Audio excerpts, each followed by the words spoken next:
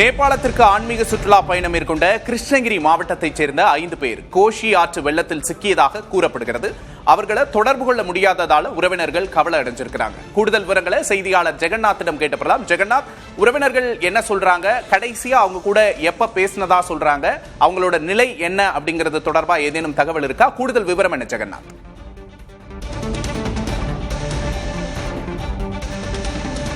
விக்னேஷ், தமிழகத்தின் பல்வேறு மாவட்டங்களிலிருந்து கும்பகோணத்தில் உள்ள தனியார் சுற்றுலா ஏஜென்சி மூலம் நேபாளத்திற்கு கடந்த 23ஆம் தேதி ஆன்மீக சுற்றுலாவிற்கு 57 பேர் சென்றிருந்தனர். இதில் கிருஷ்ணகிரி மாவட்டத்தில் இருந்து 5 பேர் சென்றுள்ளார். அவர்களில் சூளகிரி பகுதியை சேர்ந்த திம்மராய சுவாமி மற்றும் அவரது மனைவி மமதா, ஓசூர் பழைய பகுதியை சேர்ந்த புஷ்பா ராணி, ஒசூர் அலசநத்த பகுதியை சேர்ந்த பிரேமாமணி மற்றும் அண்ணா நகரை சேர்ந்த ரகுநாத் ஆகியோர் சென்றிருந்தனர். இந்த நிலையில் நேற்று நேபாள வடக்கு அசுவா பகுதியில் கோஷி ஆற்றில் ஏற்பட்ட வெள்ளப்பெருக்கில் இவர்கள் சிக்கியுள்ளதாக தகவல் வெளியானது. இந்த நிலையில் அவர்கள் குடும்பத்தினர் நேபாளுக்கு உறவினர்கள் போனில் தொடர்பு கொள்ள முடியாததால் அவர்கள் குடும்பத்தினர் மற்றும் உறவினர்கள் கவலையில் அடைந்துள்ளனர். தற்போது நாம் இருக்கக்கூடிய பகுதி பழைய எஸ்டேட்கோ பகுதியில் உள்ள புஷ்பா ராணி அவர்கள் இல்லத்தில் உள்ளார். அவருடைய உறவினர் நம்ம கேட்போம். மேடம், இப்போ எப்போ வந்து ஊருக்கு போனாங்க? எந்த மாதிரி அவங்கள தொடர்பு கொண்டு முடிஞ்சுதா? கடைசியாக எப்போ அவங்கள்ட்ட பேசுனீங்க? நேற்று வரைக்கும் கூட காண்டாக்டில் தான் இருந்தாங்க. அவங்க சண்டே கிளம்புனாங்க சென்னையிலேருந்து ஃப்ளைட்டு. நேற்று வரைக்கும் காண்டாக்டில் தான் இருந்தாங்க. நாங்கள் ஆல்ரெடி அவங்க நேபாள் கிராஸ் பண்ணிட்டாங்கன்னு நினச்சிட்டு இருந்தோம். அப்புறம் நியூஸில் பேர் பார்த்த பிறகு தான் ஓகே அவங்களும் ஸ்டக் ஆகிருக்காங்கன்னு தெரிஞ்சிச்சு. நியூஸில் சில நியூஸ் பேப்பர்லலாம் அவங்க சேஃபாக இருக்காங்கன்னு தான் போட்டிருக்காங்க.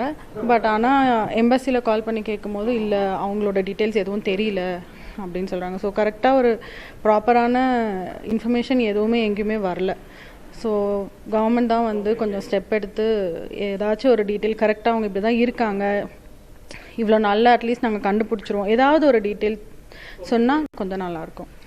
இது தொடர்பாக மாவட்ட நிர்வாகம் உங்களை தொடர்பு கொண்டாங்களா? அதிகாரிங்க அந்த நம்பரெல்லாம் செல்ஃபோன் நம்பர் தொடர்பு கொள்ள கொடுத்துருக்காங்க, அதில் ஏதாவது தொடர்பு கொண்டீங்களா? என்ன அது நேற்று வரைக்கும் பெருசாக அது ரீச் ஆகலை. பட் நேற்று ஈவினிங் மேலே சிஎம் ஏதோ இன்னொரு புது நம்பர் ரிலீஸ் பண்ணியிருந்தாருன்னு நினைக்கிறேன். அது வந்து கால் பண்ண உடனே டக்குன்னு ரீச் ஆச்சு. அதுக்கு கால் பண்ணி கேட்டப்போ தான் அவங்க இன்னொரு நம்பர் கொடுத்துருந்தாங்க, இதில் கனெக்டடில் இருங்கன்னு. ஸோ அதில் தான் கனெக்டடில் இருக்கோம். ஹோப்ஃபுல்லி அவங்க சொல்கிறேன்னு சொல்லியிருக்காங்க, ஏதாவது டீட்டெயில்ஸ் தெரிஞ்சால். விக்னேஷ், உறவினர் பார்த்தீங்கன்னா அவருக்கு வந்து தொடர்பு கொள்ள முடியாதது அவருடைய கவலை ஏற்பட்டுள்ளது. அவருடைய நிலை என்ன என்பது தெரியாமல் இருக்காங்க. அவருடைய புஷ்பா ராணியோடைய கணவர் இருக்கார், அவருடைய நம்ம பேசுவோம். ஐயா, நீங்கள் எப்போ வந்து உங்கள் மனைவி கிட்ட தொடர்பு கொண்டு பேசுனீங்க? என்ன நிலைமை இருக்குது? ஏதாவது சொல்லி? இல்லை சார், 25ஆம் தேதி காலைல 8:30 மணிக்கு வாட்ஸ்அப் காலில் வந்தாங்க. நான் பத்திரமா போய் இதில் சேர்ந்துட்டேன், நேபாளில் 57 பேர் டீமும் ஒன்றா தான் போயிட்டுருக்கோம் அப்படின்னு சொன்னாங்க சார். அவ்வளோதான் சார். அதுக்கப்புறம் எந்த அவங்கள ஏதாவது வாட்ஸ்அப் காலில் தொடர்பு கொள்ள முடியுதா? இல்லை வாட்ஸ்அப் காலில் ஏதாவது பேசியிருந்தீங்களா?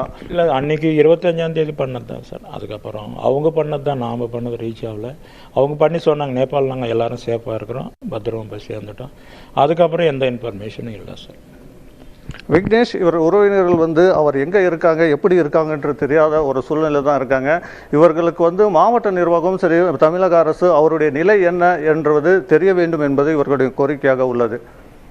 ஜெகநாத், அவங்களோட வருத்தத்தையும் கவலையையும் புரிஞ்சுக்க முடியுது. தங்களோட உறவினர்களை இழந்து மனைவி, கணவனை ஆகியோரை தொடர்பு கொள்ள முடியாமல் அவர்களோட நிலை என்ன அப்படிங்கிறது தெரியாமல் மிகுந்த துயரத்தில் இருக்கிறத புரிஞ்சுக்க முடியுது. மிக விரைவில் அரசு அவர்களை மீட்டு தமிழகத்துக்கு கொண்டு வரும் அப்படின்னு நம்புவோம். தற்போதைய விவரங்களுக்கு நன்றி ஜெகநாத்.